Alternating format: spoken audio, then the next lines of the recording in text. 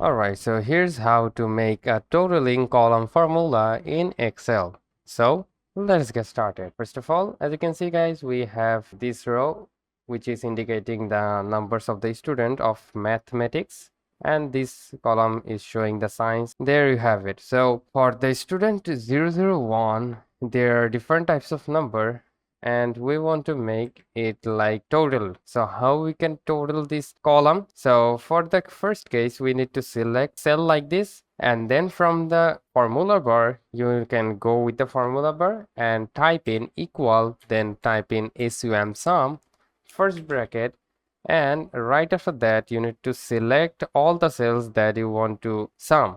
So we will select this like that and simply close bracket it and hit enter, and we will get the summation. So if you want the other columns to be summation in this way, you can simply go and put your cursor like this and simply drag it like that. All right, and there is a shortcut process to do it. Let me just show you the shortcut.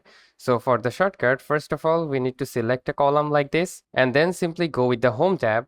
Now you need to move your cursor onto the right and you will probably get the auto sum option.